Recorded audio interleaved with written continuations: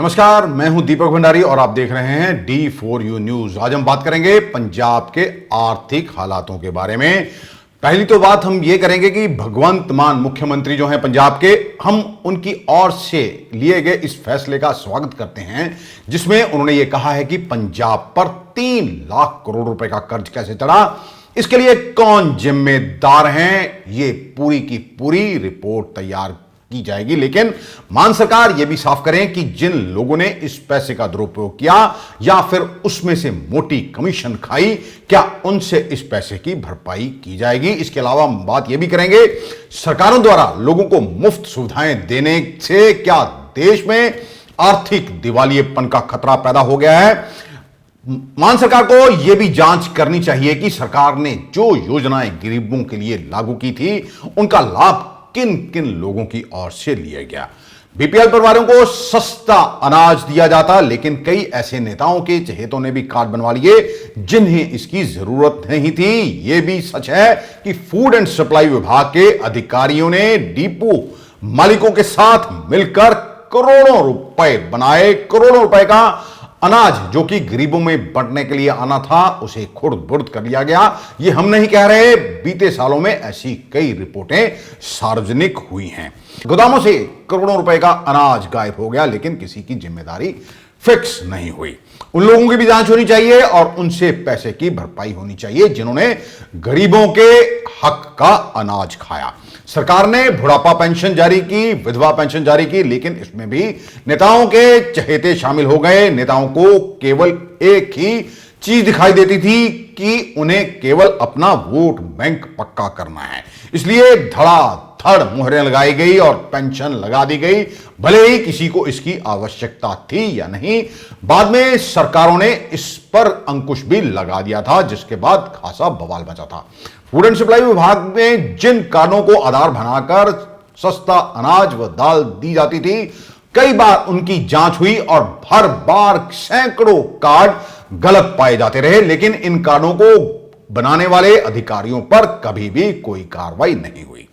नगर निगम के उन अधिकारियों की भी जांच होनी चाहिए जिन्होंने अपने रहते बड़ी बड़ी अवैध इमारतों का निर्माण करवा दिया। पूरे इमारतों का ऑडिट होना चाहिए, कौन सी इमारत किस अधिकारी के रहते बनी, इसका मिलान होना चाहिए और जनता के सामने सच आना चाहिए, क्योंकि हमेशा ही नगर निगम में एमटीपी विभाग के ऊपर ये आरोप लगते रहे हैं कि अवैध निर्माण के लिए ये लोग मोटे पैसे खाते हैं और बाद में मामला कोर्ट में पहुंच जाता है। कार्रवाई के नाम पर कुछ लोगों को चार्जशीट तो किया जाता है, लेकिन बाद में फिर उन्हें बहाल कर दिया जाता है।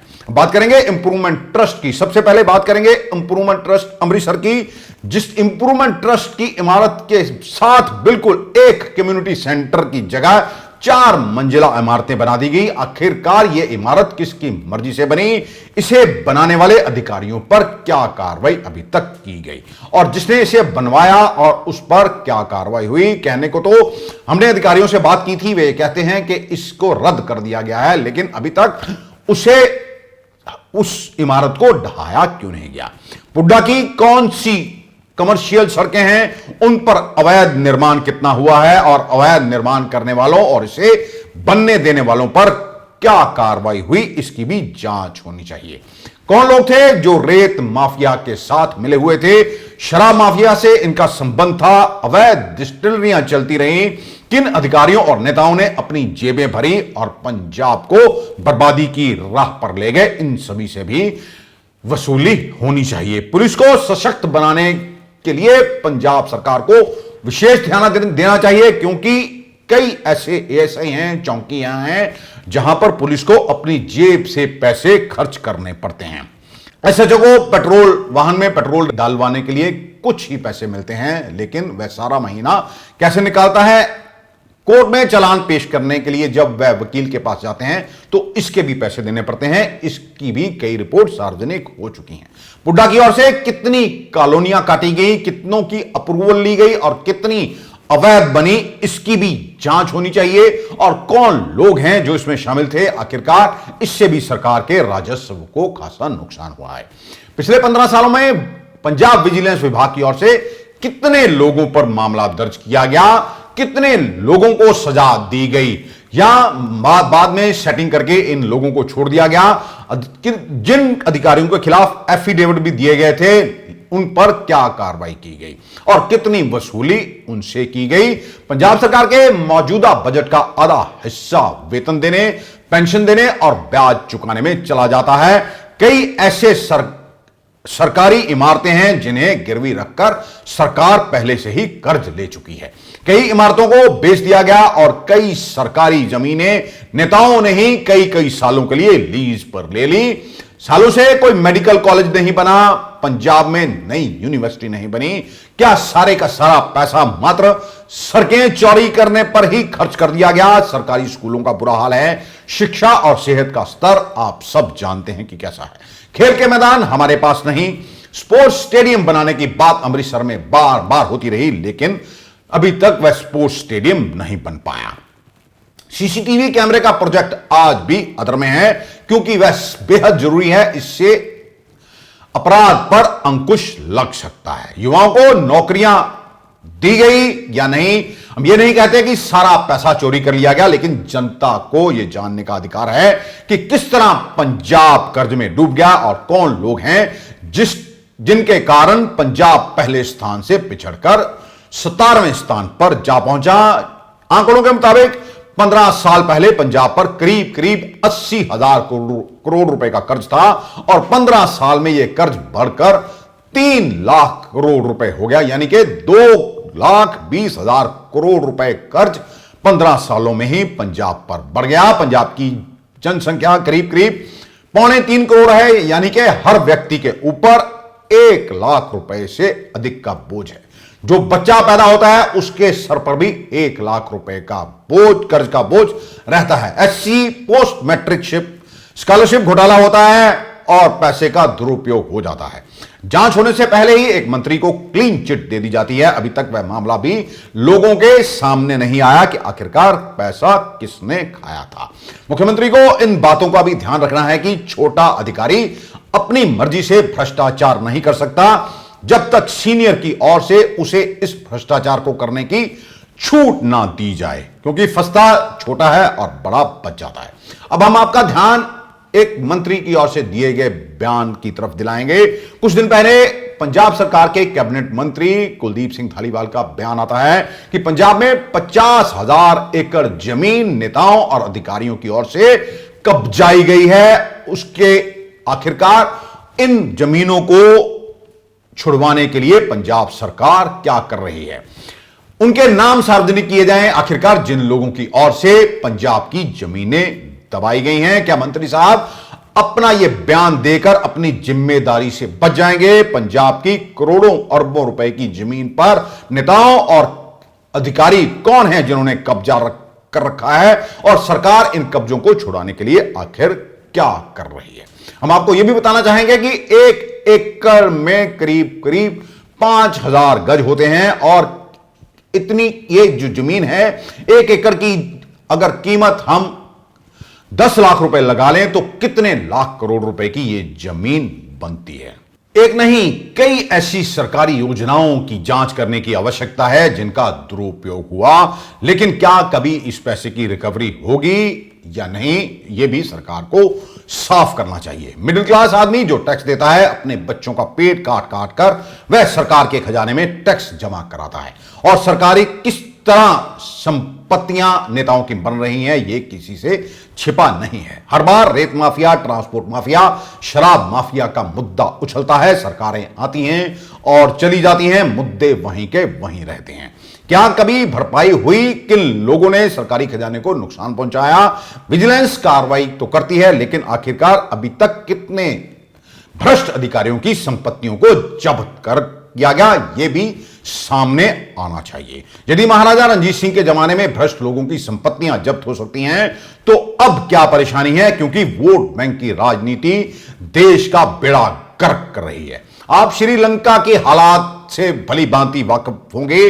वहां पर भूखमरी फैल गई है, लोगों को पैसे देकर भी अनाज नहीं मिल रहा। केंद्र सरकार इस समय पूर्ण बहुमत में है और उसके पास इच्छा शक्ति भी है।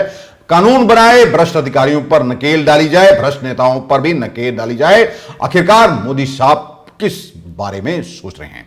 नवजोत सिंह सिद्धू की हम तारीफ नहीं कर रहे, लेकिन सिद्धू बार बार यही कहते रहे कि प्रदेश में दो परिवारों ने लूट मचा रखी है। आम आदमी इंसाफ के लिए धरने लगाता है और एक लीडर के लिए पूरा पूरा तंत्र काम करने लग जाता है। क्या यही हमारी आजादी है? नवजोत सिंह सिद्धू ने हाल ही में पत्रकारों के सवालों के जवाब देते हुए यह भी कहा कि उन्होंने एक कमेटी बनवाई थी और उस कमेटी ने ही एक रिपोर्ट बनाई थी जिसमें बताया गया था कि केवल मोहाली में ही नेताओं और अधिकारियों ने 1.5 लाख करोड़ रुपए की जमीनें दबा रखी हैं। उन्होंने यह भी कहा था, मुख्यमंत्री पंजाब के भगवंत मान को यह कहा था कि उन्हें पैसा मांगने के लिए केंद्र के पास जाने की जरूरत नहीं है। यदि इन जमीनों को ही कब्जा मुक्त करा लिया जाए तो पंजाब का काफी जो कर्जा है वो कम हो सकता है। सिद्धू की ओर से बनाई गई रिपोर्ट पर यदि मान सरकार को कोई शक है तो वह अपने स्तर पर कमेटी बना सकती है। हर तहसीलदार, नायब तहसीलदार, पटवारी, कानूगो, हर सरपंच की ड्यूटी लगाई जाए कि उसके इलाके में कितनी सरकारी जमीनें हैं और किन सरकारी जमीनों पर अवैध तौर पर नेताओं या किसी दूसरे लोगों की ओर से कब्जा किया गया है और इन जमीनों को खाली कराने के लिए कोई ठोस नीति बनाई जाए। पंजाब आर्थिक रूप से लगातार कमजोर होता गया और नेता और अधिकारी मालदार होते गए। सरकार को इन सब बातों का जवाब देना होगा। सोचना आपको है, फैसला आपको लेना है कि आखिरकार कब तक यूं ही भिखारी बने रहेंगे। अपने अधिकार मांगिए। इंडस्ट्री पंजाब की तबाह हो गई, पानी पंजाब का जहरीला होता जा रहा है, पीने लायक पानी नहीं बचा। कितने ही पॉल्यूशन कंट्रोल बोर्ड के अधिकारी हैं जिनके पास अकूट संपत्तियां हैं और भी कई ऐसे विभाग हैं जिसमें अधिकारियों के पास अकूट संपत्तियां हैं। ये हम नहीं कह रहे, ये खुद नेता ही अधिकारियों पर आरोप लगाते रहे हैं और आरोप खुलेआम मंचों से लगाए गए। समझो मेरी गल। और ये बहुत वधिया सवाल है। ਹੁਣ ਕਹਿੰਦੇ ਜਿਹੜਾ ਕਰਜ਼ਾ ਚੜਿਆ ਹੈ ਪੰਜਾਬ ਤੇ ਅਸੀਂ ਰਿਕਵਰੀ ਕਰਾਂਗੇ, ਇਹਦੀ ਪੂਰੀ ਜਾਂਚ ਕਰਾਂਗੇ, ਭਗਵੰਤ ਮਾਨ ਕਹਿੰਦੇ ਨੇ। ਮੈਂ ਕਹਿੰਦਾ ਜੇ ਰਿਕਵਰੀ ਕਰਨੀ ਹੈ ਨਾ, ਮੇਰੀ ਕਮੇਟੀ ਬਣੀ ਸੀ ਜ਼ਮੀਨਾਂ ਦਾ ਬਣਾ, ਮੈਂ ਲੜ ਕੇ ਲਈ ਸੀ। ਸੈਂਡ ਦੀ ਕਮੇਟੀ ਮੈਂ ਲੜ ਕੇ ਲਈ ਸੀ, ਸ਼ਰਾਬ ਦੀ ਦਿੱਤੀ ਨਹੀਂ ਕਿਉਂਕਿ ਪਤਾ ਸੀ ਸਰਦਾਰ ਪੋਤੜੇ ਖੋਲ ਦੂ। ਠੀਕ ਹੈ, ਮੈਂ ਫਿਰ ਵੀ ਖੋਲਦਾ ਰਿਹਾ। ਉਹ ਕਮੇਟੀ ਦੀ ਰਿਪੋਰਟ ਕਢਾ ਲੈਣ। ਉਸ ਕਮੇਟੀ ਦੇ ਵਿੱਚ 1.5 ਦੇਖੋ ਜਸਟਿਸ ਕੁਲਦੀਪ ਸਿੰਘ ਦੀ ਰਿਪੋਰਟ ਹੈ, 1.5 ਲੱਖ ਕਰੋੜ ਰੁਪਏ ਦੀ ਜ਼ਮੀਨ ਤਾਂ ਕੱਲੀ ਮੋਹਾਲੀ ਡਿਸਟ੍ਰਿਕਟ ਹੈ। 28 ਡਿਸਟ੍ਰਿਕਟ ਨੇ ਤੇ ਕਈ ਕਿਉਂ ਜਾਂਦੇ ਹੋ ਤੇ ਜਿਹਨੂੰ ਮੈਂ ਬਣਾ ਕੇ ਦਿੱਤੀ ਰਿਪੋਰਟ ਉਹਦਾ ਨਾਂ ਸੀ ਵਿੱਚ। ਮੈਂ ਕਹਿ ਰਿਹਾ ਉਹਦਾ ਨਾਂ ਸੀ ਇਹਦੇ। ਮੈਂ ਤਾਂ ਨਹੀਂ ਦਿੱਤਾ ਨਾਂ ਦਿੱਤਾ ਜਸਟਿਸ ਕੁਲਦੀਪ ਸਿੰਘ ਨੇ। ਪੜ੍ਹ ਲਓ। ਹੁਣ ਜਿਹਨੂੰ ਮੈਂ ਦੇ ਰਿਹਾ ਜਦੋਂ ਉਹੀ ਵਿੱਚ ਦੱਬੀ ਬੈਠਾ 300 ਤੇ ਇਨਸਾਫ ਕਿੱਥੋਂ ਆਉਣੇ ਆ? ਅੱਜ ਉਹ ਨਹੀਂ ਹੈਗੇ, ਅੱਜ ਉਹ ਨਹੀਂ, ਮੈਂ ਨਾਂ ਨਹੀਂ ਲੈਣੇ ਫਿਰ ਕੇ। ਅੱਜ ਉਹ ਨਹੀਂ ਹੈਗੇ, ਤੁਸੀਂ ਨਵੇਂ ਹੋ ਕੇ ਆਏ ਹੋ, ਠੋਕਦੇ ਹੋ। ਸਰਕਾਰ ਦੇ ਇਸ ਫੈਸਲੇ ਨੂੰ ਕਿਸ ਤਰ੍ਹਾਂ ਦੇਖਦੇ ਜਿਹੜਾ ਉਹ ਕਹਿੰਦੇ ਵੀ ਅਸੀਂ ਰਿਕਵਰੀ ਕਰਾਂਗੇ, ਪੂਰੀ ਜਾਂਚ ਕਰਾਂਗੇ? ਮੈਂ ਕਹਿੰਦਾ ਮੈਂ ਵਧਾਈ ਦਿੰਦਾ। ਚੋਰ ਨੂੰ ਠੋਕਣ ਦੇ ਵਿੱਚ ਕੋਈ ਉਹ ਕਿੰਤੂ ਪਰੰਤੂ ਹੈ? ਰਗੜ ਦਿਓ। ਕੌਣ ਰੋਕਦਾ? ਮੈਂ ਨਾ ਕੌਣ ਰੋਕਦਾ? ਮੈਂ ਕਹੂੰਗਾ ਵੀ ਸਾਰਿਆਂ ਦੇ ਨਾਂ ਕਰੋ। ਖਹਿਰਾ ਸਾਹਿਬ ਵੀ ਕਹੀ ਜਾਂਦੇ ਆ, ਮੈਨੂੰ ਫੋਨ ਕਰਦਾ ਰਹੋ, ਲਓ ਕਰੋ ਲਾਗੂ ਨਾਲ ਦੀ ਨਾਲ। ਔਰ ਦੱਸੋ ਵੀ ਕਿਹੜੇ ਪਤਵੰਤੇ पॉलिटिशियन ने जिन्होंने दबियां। आपने ये नेताओं का सच भली भांति देख लिया। जिन नेताओं को टिकट नहीं मिली वह किस तरह दल बदल गए और दूसरी पार्टियों में शामिल हो गए। यानी कि इनको केवल अपने से मतलब है, जनता से कोई सरोकार नहीं, सेवा से इनका कोई लेना देना नहीं है। पहले विधानसभा चुनाव में यह खेल हुआ, अब अमृतसर नगर निगम का हाल आप सबके सामने है कि किस तरह पार्षद अपनी रिवायती पार्टियां छोड़कर आम आदमी पार्टी में शामिल हो गए। हम आपका ध्यान एक जागरूक मतदाता की ओर से मद्रास हाई कोर्ट में दायर की गई याचिका की ओर भी दिलाएंगे कि अदालत से पार्टियों को चुनावों के मौके पर लंबे चुनावी वायदे करने और मुफ्त के गफ्फे देने से रोकने का आग्रह इस याचिका में किया गया था। इस पर 31 मार्च 2021 को मद्रास हाई कोर्ट ने माननीय न्यायाधीशों की ओर से ये राजनीतिक पार्टियों को लोग लुभावन वायदों का रिवाज बंद करने की सलाह देते हुए कहा गया था, लोक लुभावन वायदे करने के मामले में हर राजनीतिक पार्टी एक दूसरे से आगे निकल जाना चाहती है। यदि एक पार्टी गृहिणियों को 1,000 रुपए मासिक देने की बात कहती है तो दूसरी पार्टी 1,500 रुपए महीना देने की घोषणा कर देती है और तीसरी पार्टी इससे भी आगे निकल जाती है। यह सिलसिला बढ़ता ही जा रहा है, जिस कारण लोगों के मन में यह बात घर कर गई है कि वे तो मुफ्त के माल से ही जिंदगी बिता सकते हैं। यह दुर्भाग्य की बात है कि मुफ्त के इस माल के वितरण का विकास रोजगार या खेती से कोई लेना देना नहीं होता। मतदाताओं को अपने पक्ष में मतदान करने के लिए जादुई वायदों के जाल में फंसाकर लुभाया जाता है। यह तमाशा दशकों से जारी है और हर 5 वर्ष बाद यह तमाशा दोहराया जा रहा है। हर उम्मीदवार को चुनाव पर करोड़ों रुपए खर्च करने पड़ते हैं, क्योंकि अधिकांश लोग अपना वोट बेचने के कारण भ्रष्ट हो चुके हैं। सिवाय बांटे गए मुफ्त के कुछ उपहारों के बाकी सब वायदे ही रह जाते हैं। माननीय न्यायाधीशों ने यह भी टिप्पणी की थी कि लोगों को मुफ्त के उपहार देने बंद कर दिए जाएं। ये खर्च किया जाने वाला यह धन जो है, यदि इससे रोजगार के अवसर पैदा किए जाएं तो बेहतर होगा। बांधों का निर्माण किया जाए, कृषि के लिए बेहतर सुविधाएं उपलब्ध कराने के प्रयास किए जाएं तो निश्चित रूप से समाज का उत्थान और राज्यों की प्रगति भी होगी। यह भी कहा गया था कि आज आर्थिक दृष्टि से लाभप्रद न रहने के चलते अधिकांश किसानों ने कृषि का परित्याग कर दिया है, जिससे यह व्यवसाय अनाथ होकर रह गया है। इसी बारे में कई अफसरशाहों ने प्रधानमंत्री नरेंद्र मोदी का ध्यान हाल ही में 5 राज्यों के चुनावों में विभिन्न राजनीतिक दलों द्वारा एक दूसरे से बढ़ चढ़ कर मुफ्त की सुविधाएं देने संबंधी घोषणाओं की ओर दिलाया था।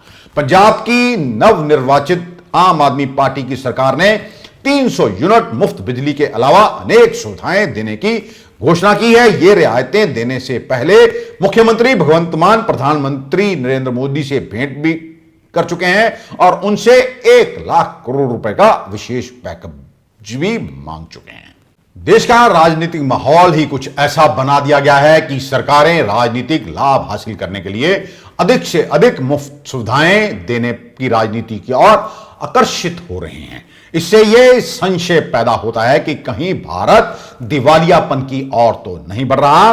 वित्त आयोग के अध्यक्ष श्री NK सिंह ने एक दूसरे की देखा-देखी मुफ्त के गफ्फे देने के दुष्परिणामों की ओर इशारा करते हुए यह भी कहा है कि केंद्र की शक्ति राज्यों की शक्ति में निहित है। इसलिए केंद्र सरकार का आर्थिक स्थायित्व दोनों केंद्र और राज्य के आर्थिक स्थायी पर निर्भर करता है। राज्य सरकारों द्वारा केंद्र से अतिरिक्त फंड मांगने का रुझान हमारे वित्तीय ढांचे को प्रभावित कर रहा है। हम राज्य सरकार अपने बिल अदा करने में विफल रहने पर तुरंत केंद्र की ओर देखने लगती है, जबकि ऐसा केवल महामारी या फिर प्राकृतिक विनाश जैसी आपदाओं में ही होना चाहिए। कुल मिलाकर मुख्यमंत्री भगवंत मान को सरकारी जमीनों पर हुए अवैध कब्जों को छुड़ाने के लिए ठोस नीति बनानी चाहिए। इससे यह पता चल जाएगा कि आखिरकार पंजाब में कौन लोग ऐसे हैं, कौन नेता ऐसे हैं जिनकी ओर से पंजाब की जमीनों पर कब्जा किया जा चुका है, ताकि पंजाब को कर्ज से मुक्ति दिलाई जा सके और पंजाब जो कि इस समय बदहाली की दलदल में धंसता जा रहा है, उसे प्रगति की ओर ले जाया जा सके। हम ये नहीं कह रहे हैं कि जो नवजोत सिंह सिद्धू कह रहे हैं कि जो उनकी ओर से जो कमेटी बनाई गई थी उसकी जो मोहाली में ही रिपोर्ट दी कि 1.5 लाख करोड़ रुपए की जमीनों पर कब्जा है, उसकी भी अगर आप चाहते हैं कि उसकी जांच हो जरूर करवाएं, लेकिन समय सीमा तय कीजिए, क्योंकि सारा का सारा तंत्र आपके पास है। हर एक जिले के डिप्टी कमिश्नर को यदि आप आदेश जारी कर देंगे कि इसकी रिपोर्ट मुझे 15 दिनों के भीतर चाहिए, तो रिपोर्ट आपके टेबल पर आ जाएगी। लेकिन इच्छा शक्ति आपको दिखानी है, ताकि इन जो अवैध कब्जों को मुक्त करा के पंजाब को प्रगति की राह पर ले जाया जा सके।